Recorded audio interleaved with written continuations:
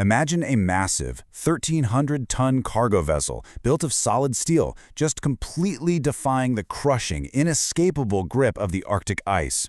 The wind is howling, temperatures are plunging way below zero, and yet this colossal machine just refuses to die. Welcome to This Explainer. Today we're diving into one of the absolute most chilling and enduring mysteries of the maritime world. We're going to unpack the legend of the SS Baychimo.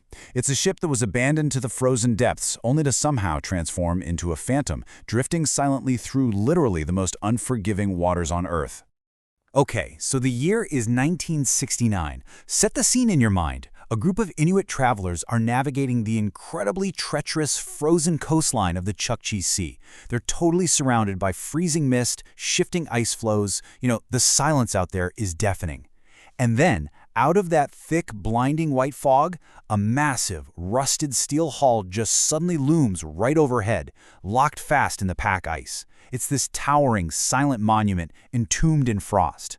And that fleeting, totally ghostly encounter? That was the absolute last time anyone laid eyes on the Baychimo. So you really have to ask yourself, how exactly does a 1,300-ton steel cargo ship wander the vast, untamed expanse of the Arctic without a single soul on board for 38 years?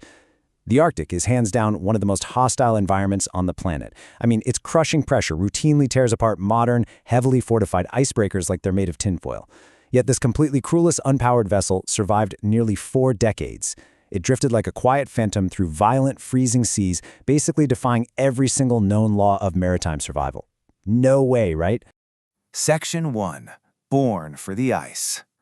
But before she became this spooky, floating myth, she was incredibly ordinary. A really heavy, undeniable piece of industrial reality.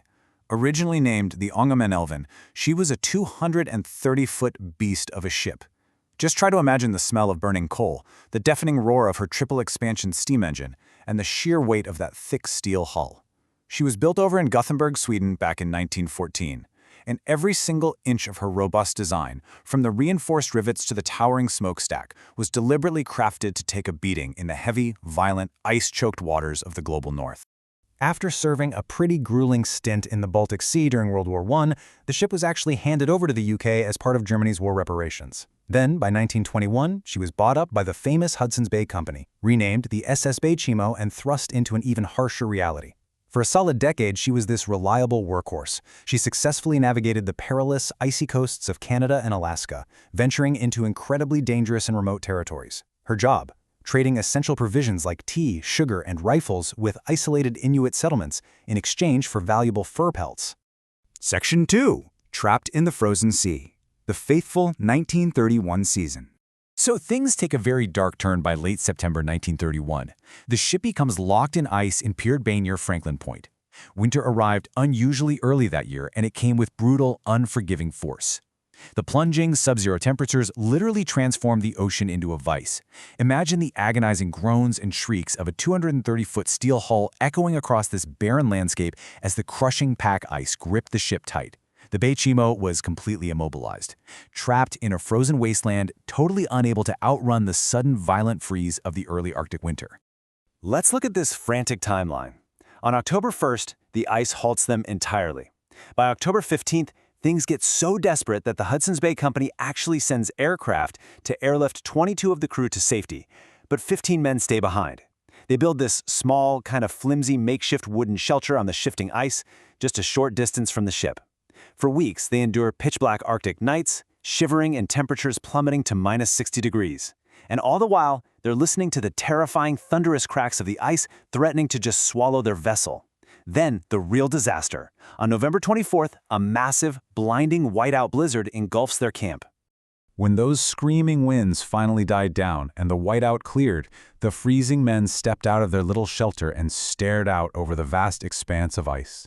And the Baychimo was gone.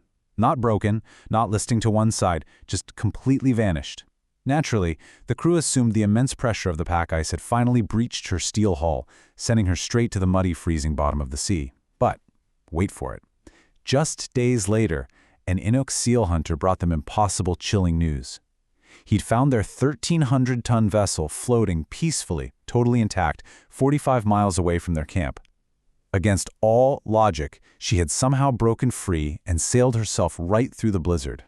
Section 3. The Phantom Sails, a wandering ghost ship. 38. That is how many years this abandoned ship survived on her own. I really want you to process the sheer hostility of the Beaufort and Chukchi seas for a second. We're talking about an environment where modern, heavily fortified vessels, navigated by expert crews, have been shredded to pieces in a fraction of that time. Yet, without a captain, without a crew, without a functioning engine, this towering steel behemoth navigated the crushing ice packs and violent storm surges completely alone. Winter after winter, decade after decade. It's honestly mind-blowing. Over those decades, she would just eerily materialize out of the frigid mist. Like in 1932, a dog sled traveler spotted her drifting silently. But the most terrifying encounter? That had to be in March 1933. A group of Inuit hunters spotted the ship and actually boarded her. Suddenly, a freak storm rolls in, trapping the hunters inside the frozen, creaking hull for 10 agonizing days. Imagine that claustrophobic terror, sheltering inside a dark, echoing metal tomb, completely at the mercy of the violent sea, never knowing if the ghost ship was about to slip beneath the waves and take you with it. They survived, fleeing the second the storm broke. She was a true phantom.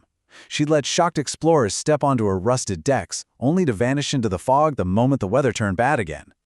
Section 4. Treasures from a Ghost Ship, Tangible History. So, let's pivot from the spooky myth to some tangible history. This is Canadian filmmaker and explorer Richard Finney, pictured with Inuit actors in 1931.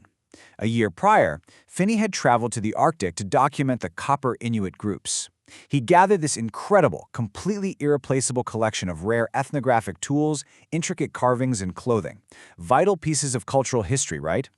Well, when the freezing weather set in and it was time to head home, he left 8 heavy wooden crates of these priceless artifacts sealed in the cargo hold of the Baychimo. He fully expected them to safely make it back to Vancouver. Now, fast forward to August of 1933. The crew of a small wooden trading vessel, the MS Trader, spotted the ghost ship drifting off the coast of Wainwright, Alaska. They desperately tied thick ropes to her hull, their engines literally screaming as they tried to tow the massive steel ghost to port. But the ice? It held her hostage. Refusing to leave empty-handed, the crew actually descended into the eerie silence of the Baychimo's dark, frozen belly. Chipping away at the thick layers of frost, they somehow managed to prize several items from the echoing hold. And yep, that included Finney's lost crates of artifacts.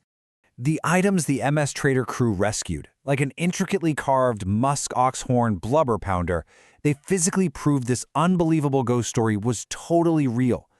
The artifacts were eventually donated to the University of Alaska Museum. But strangely enough, the mystery kind of followed the items onto land. For over 80 years, these invaluable pieces of history just sat in boxes, mislabeled Baychimo with an unfortunate typo, sitting totally unrecognized in a dusty archive. Actually, it wasn't until archaeologists very recently connected the dots that these tangible artifacts were finally linked back to the legendary ghost ship. Talk about a crazy plot twist. Section 5. Where is she now? You might be wondering, why does this matter today? Well, in 2006, the Alaskan government officially launched a modern search project to finally find the ghost ship of the Arctic. They brought out the big guns, advanced sonar, satellite imagery, top-of-the-line navigational tech. And yet, a 230-foot steel ship simply vanished. The search yielded absolutely nothing. Zero. Not a trace of her rusted hull, not a single piece of debris. Despite all of our modern technology, the vast, untamed power of the Arctic swallowed the ship whole, keeping her ultimate resting place a total, unyielding secret. So I want to leave you with a lingering thought. Do you think the unsinkable SS Baychimo finally, quietly gave in to the crushing ice, resting today down in the muddy, freezing darkness of the Beaufort Sea? Or is it possible, just maybe, that her steel hull is still out there, perfectly entombed within a massive, wandering iceberg, silently waiting for the freezing mist to part one last time? It's a chilling thought, isn't it? Thank you so much for exploring this mystery with me. Keep your curiosity sharp, and I'll catch you in the next explainer.